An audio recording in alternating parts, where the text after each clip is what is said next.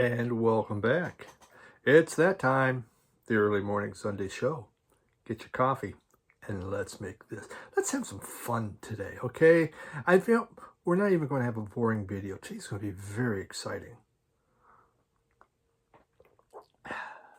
Especially when you have coffee. The opening was from last weekend in Holland, Michigan. Took my wife, Patty. We went there for the weekend. Great time. She hadn't been to the Tulip Festival there. It was actually the last day of it, had been the day before, so we didn't have the crowds, but not all the tulips were in bloom anymore. It's the co-host. Co-host is sadly getting older, and he's not even up yet. I got to take him in for some x-rays. He's not getting around as well. Yeah, well, stuff's not right with Cat. We don't know. Yeah, he's not here. He's still sleeping someplace, which is odd because he's always, as soon as I'm up, he's up. And that's not the case anymore. He will sleep in longer. So I don't know. Yeah, poor Cat, not doing as well as he could. So maybe the co-host will make an appearance, and that way viewership goes up. Okay. But we're going to get going because I really got a lot to do, a lot to show. And so, since you're here to see some records, I'll show you a book instead. My channel is all about disappointment, and I think I've done just a hell of a good job constantly with that. So, this was recommended by someone. I'd read a book from Seymour Stein about, him, and someone recommended this. Well, I don't know, it was James Griffith. Did you recommend this? But this is on Chris Blackwell, who founded Island Records. A really good read. It was a quick read. Very interesting. Obviously he found Bob Marley, which is a big part, but he also really is the one that took care of Steve Winwood, got his career going, along with many others. And it's just fascinating read. He was born in Jamaica to a family that had tons of money and groomed to run part of the family business, but he wanted to do his own thing and be his own man. So he's also the one record owner that would come to a meeting in flip-flops and shorts. Everywhere he went, flip-flop and shorts. That's what he did. So, but Island Records, he went on to form, a chain of hotels, which he really got into because he wanted to have special hotels. So, great book. Very interesting. He rarely, if ever, had his photograph taken for one of his artists. He never did that. He just thought that's not right. This is about the artist, not about him, and he always stayed in the background with his artists. Just talks about, since he was a smaller label, just what he had to do, working with the majors, trying cash liquidity, though the family had a lot of money, but he was trying to keep his company afloat by what he was doing. So wonderful read, very interesting if you want to know about Island Records or just about the music industry and how things work. This is great stuff. So happy to have that book. And if James has you recommended it, thank you. If there's one of you others, thank you. Great recommendation of a book. And never get tired of a good book. Okay. Ben Rankin's been on Walkabout. Ben Rankin down in Australia. Been on Walkabout. Mike. He is my Australian brother, Mike. So I felt I need to show something from Australia because everyone's going, God, we've had nothing from Australia lately. So here we go. Hachi. Yeah, Hachi. Keepsake. Debut album. She's from Brisbane. And this young gal, born in 93, I guess, that's younger than my kids. So comes on this beautiful clear type vinyl. And the album came out, I believe, in 2019. The music, I think I got this from, pretty sure I heard this on Sam the Vinyl Douche, because this is right up his alley of types of music. It's a dream pop shoegaze type music. happening here. Now she went to college and studied music producing, writing, and all that. She plays guitar, the bass, the piano, and the clarinet. The clarinet. Is like, okay, well, I got all those and the clarinet. There is no clarinet, thank God, being played on here, because then I just wouldn't be as happy with this. Hachi is a family nickname. That was her family nickname. Her real name is Harriet Pilbeam. Harriet Pilbeam. Hachi's, yeah, definitely better than Harriet, especially if you're going into rock and roll. Think music similar to the Cocteau Twins. The Sundays would be one. Lush, probably right in with all of that. It is, she had a single on here, Without a Blush, was her single, and it was very pop and very catchy. And that's what you're going to get on this music. There are layers of guitar and layers of vocals, but yet it's very type pop things. In fact, at times it's like electronic pop, especially when it starts to lose some of the heavier guitars. But that was the market. I think they definitely were going for. You can kind of, I think, what sometimes when I'm listening to, it reminds me kind of the Cranberries when they were doing more of their dream pop type music. It's very catchy, a little sugary maybe at times, but it's goes down easy, and I really like the songs. Would it have been a top album of that year for me? Probably not, but is this one that I can put on repeated listenings and really enjoy? Yes, it is. So Hachi and Keepsake is the name of the album.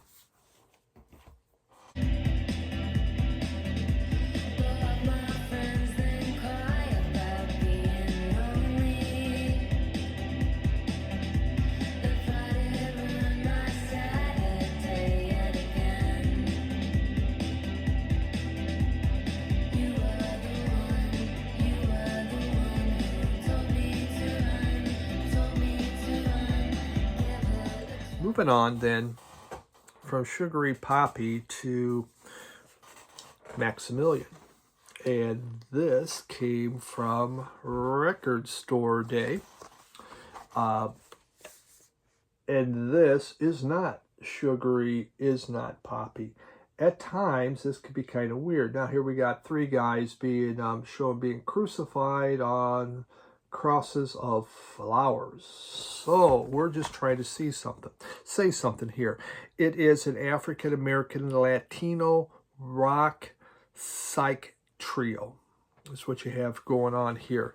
In original, this is Record Store Day. In original, this you can get around $50. You could probably find them out there. This goes for around $17. Didn't really do that well in Record Store Day. But I bought it because we play a sample was by. I was with Jim, and he had at Radio Wasteland. He had 3 of these. He goes, I don't even know why I ordered these. I go, well, what's it sound like? And he played and go. The first song was like, wow. And the first song it starts with violin, and then it has this churchy type organ dirge going on. It's like, well, this song really kind of sucks, Jim. Good luck with this. And then he put on the second one, and it was like, wow, this is good. And so it's a little mixed. When it's good, it's excellent. When it's weird, it is pretty damn weird. It's, they kind of combine, I don't know, beat poetry, I would say, the Fugs, Funkadelics, and you have licks of Cream in there, licks of Jimi Hendrix. There's some Hendrix happening in this. So you have all that kind of tossed in. There's sometimes it seems like each of the 3 members is playing a different song. It gets a little weird. The very last song is Moby's House. It's like snippets. It's like they're taking the Beatles' Revolution, number 9, I believe, and just, let's do something like that. And just little snippets of here, or the next step, into the next one. It's just absolutely idiotic. It's, you just wonder, was everyone totally drugged out that they were thinking this sounds cool? But you have other ones like Start a Game, and it just starts with sounded almost like a manic depression. And then it just pops into a blues, more of a Bo Diddley type blues riff happening.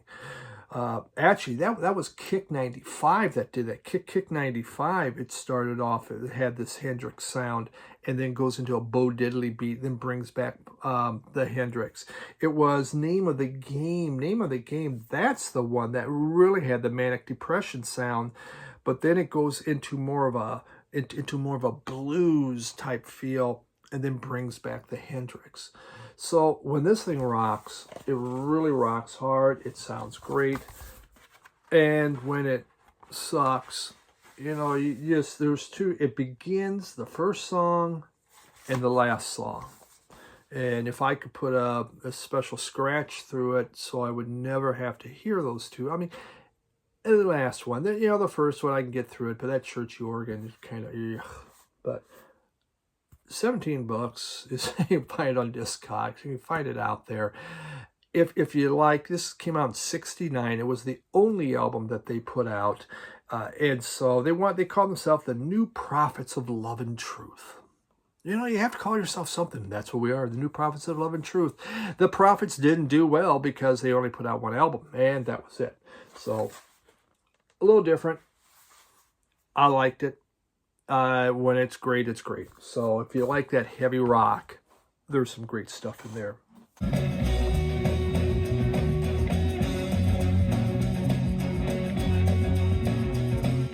cannot kick it short, I've got to kick it long. Kick a 9 to 5, kick it hard and strong. A nagging winter is never wrong. Kick your 9 to 5, kick it hard and strong.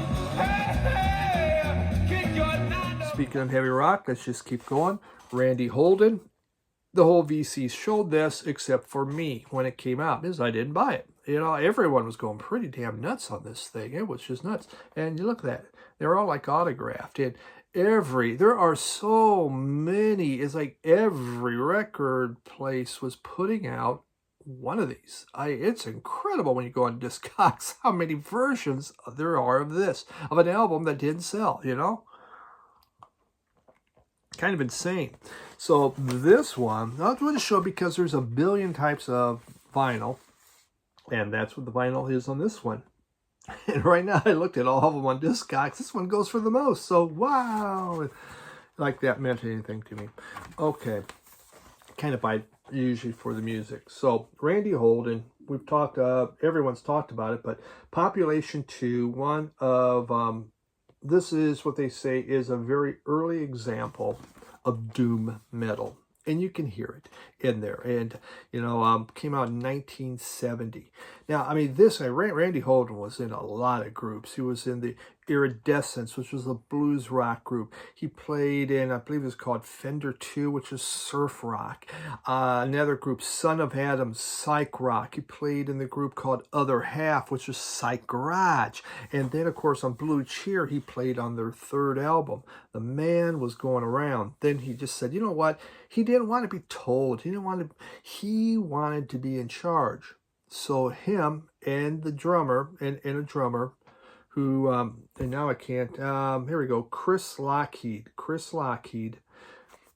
did their own group, a two-man group. Now, the drummer also did keys, and that kind of, at times, it gets kind of slow because he's trying to keep up with everything because that freaking drummer had a lot going on. And it gets dirgy, and that dirgy, is this slow dirge-like tempos that really brings in the doom rock. There's the second song, Fruit and Icebergs. It does have that dark dirge happening. You absolutely hear this new sound that they are putting out. A guitar song. It has this heavy blasting guitar work that's going on. Between Time was one. Hard rocking and just the drums. The drums really come in. You know, he's out there. I guess he's not playing with the keyboards at that time and just blasting through this. Keeper of My Flame. It was like speed metal done 30 years before speed metal was thought about. Just kind of ahead of its time. Then they didn't put out an album for 25 years. Because this one didn't do anything, and nothing ever happened, and Randy Holden just wasn't putting out albums. But yeah, this was reissued by a billion different people. I didn't buy it right off because it isn't like I needed it. But there it was in the used bin. So, okay, well, someone decided this wasn't for them, and then I picked it up at a very good price. Sometimes you just gotta wait.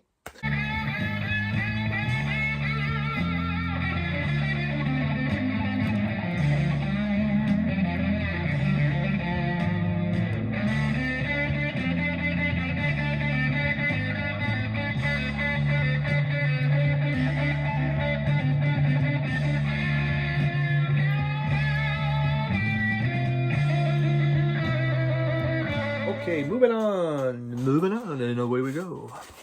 Coldplay, the band that some people love and many people hate. I like Coldplay. I remember when this came out, it was College Music Journal was talking about Coldplay, and they had a sampler, and Yellow was on it, and I was blown away. Travis, the group Travis and Coldplay in 2000 were both releasing their debut albums, and I liked them both. I don't have the Travis first one yet, but Coldplay went on. Obviously, their second album, their sophomore effort, was incredibly good, but this did have the hit Yellow. You know, they started in 97. They first called themselves Starfish because they didn't know what to call themselves, and they changed it to Coldplay. They met in college. These are all college kids.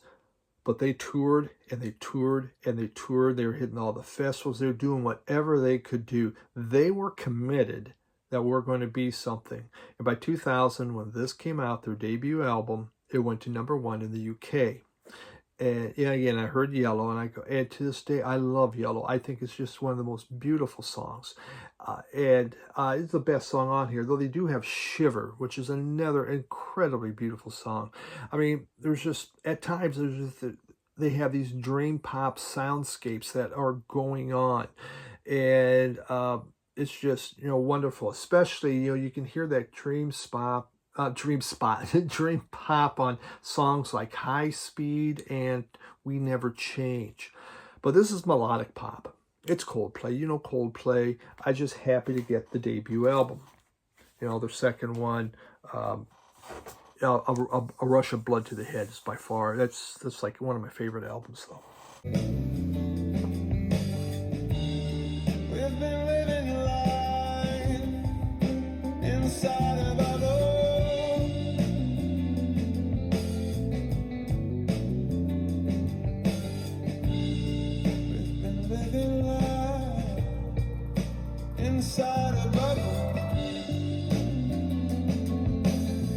Okay, moving into Semifunk. This came out in 2021, and I bought it because here it says, one of Rolling Stone's best albums of 2021. Well, Rolling Stone, one must be good. A widely danceable collection of songs that steeped in both Afro-Cuban rhythms. Oh, okay, now we're talking. And classic American funk. How could I not love this thing? That came from NPR, All Things Considered. Featuring George Clinton is on here. Well, I mean, that just says I should be listening to this. And they have, like, lettuce. And he's, like, sitting in a bunch of lettuce. And fruits and stuff. So, I don't know, kind of weird artwork. Semifunk is... and the name of the album is El Elemento, which is the nutrient. The nutrient, see? He was a Cuban medical student who turned into a huge funk star, especially in Cuba and in the Caribbean. And so on here, you get these, these Afro-Cuban rhythms that are happening with global funk, not just American, but global funk, hip hop, and soul. And so I'm excited. I read all this, I'm excited. And I put it on, and I was not excited. I go, wow, that was just like a waste of my money. I don't like this. And I've played it again and again, and and I bought this probably last year, and as I was pulling this out to show it, I'm playing, I go, kind of like that. And this album had to grow on me. It did, there's some great funk in this thing. It really is. There's some great grooves and great beats that are happening. It's electronic funk and percussion going on. You get that, especially on something like La Noche. I mean, definitely happening. Funky Aspirin, it starts off. That's the beginning song. That has George Clinton in there, putting in his own thing. There is a ballad. The very last song, Selvage, is a ballad. I could have done without that. So this is kind of a more newer version, electronic type funk, maybe funk for a younger generation than the 70s funk guy. But I was going to get rid of it right away, and I didn't, and now it's kind of like, that's not bad at all. So some things just take time, right? Okay.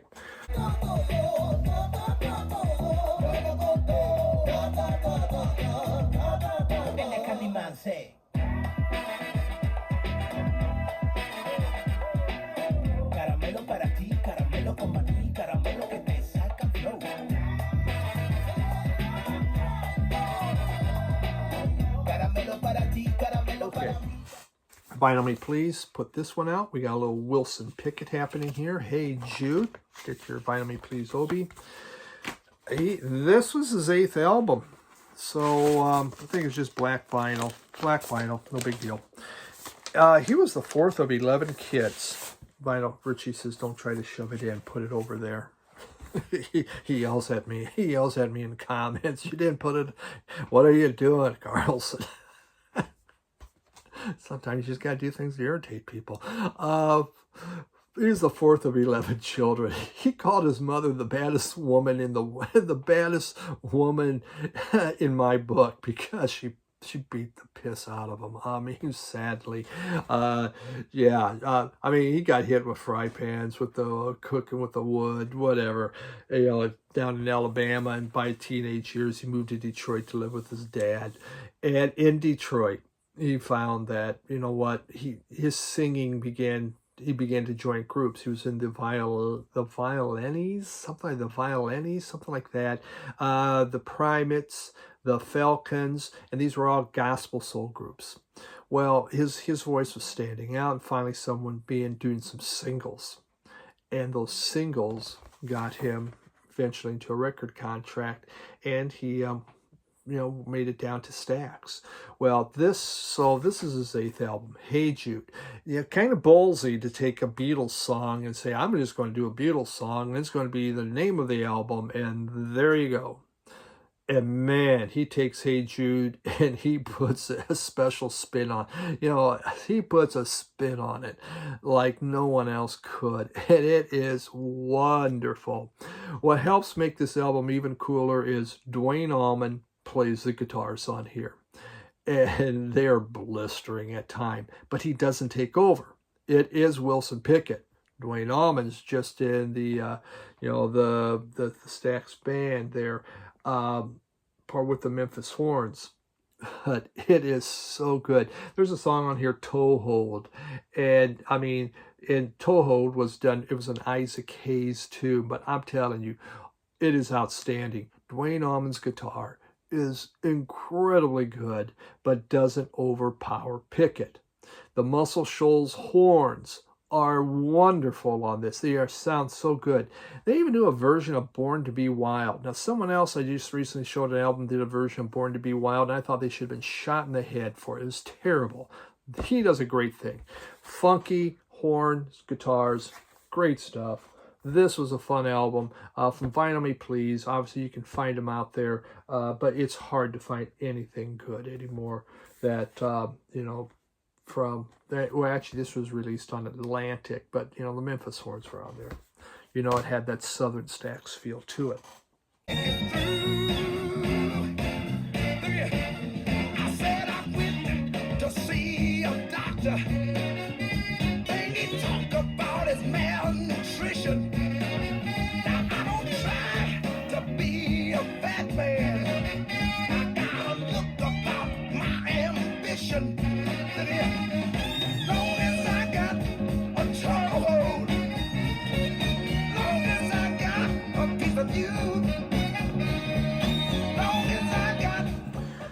Etta James, I had this, and At Last. This was her first album she did for Chess Records. And again, a good album. I mean, good album. I'm sorry. It's a great album. This really is great, and I've been wanting to get it. Finally got a reissue of it. Her real name was Jamesetta. What was it? Jamesetta Hawkins. Etta Hawkins. That's how she come up with her name. Aha. And, you know, Rolling Stone said she's the number 22 greatest singer of all times. And they're probably right. She had a tough life. Her foster fathers abused her. I mean, physical, punched her, beat her, till, you know, they wanted her to sing. If she didn't sing, they would beat her. Her choir director would beat her to try to sing properly. Very, very tough life. But she could sing, and she still has one of the most wonderful voices in the world. At Last came out in 1961, her first thing from Chess. And when she sings, she is able to move effortlessly from belting the blues to having this bad girl type sound to subtle, airy phrases. I mean, she could do anything. Her voice was so beautiful, so wonderful. At Last is an absolute beautiful classic. You know, sadly, heroin took over for her. Her husbands were the wrong people, also drug addicts, and she fought addiction with heroin, methadone, painkillers for the rest of her life. And, you know, it destroyed an incredible career. It destroyed. But if there's one Etta James, this is it. So beautiful. Wonderful to have. Treat you so mean. Come on, sweetheart, and let's try it over again. And oh, don't cry, baby, don't cry. Cramps had this come out. This is Let's Get Fucked Up, and it's live at the Vita Club in Cesena, Italy on May 5th.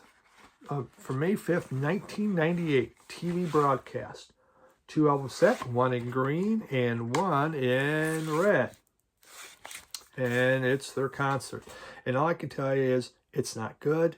The sound quality is awful. It's god awful sound quality. It was terrible. And that happens on these, you know, and I've had some Cramps that just sound rotten. It's like someone just took in their own little cassette player and hit play. Hey, I got tape. All right, I think the person taped it off their TV set. Maybe that's how it is. Yeah. But, you know, it's the Cramps. So, yeah, I knew buying this, this was going to be a crapshoot, because Cramps live albums like these boots, are a crapshoot. And I got shot on that one. All right. Hey, thanks for dropping by. I really do appreciate it. Have yourself a great week. Bye.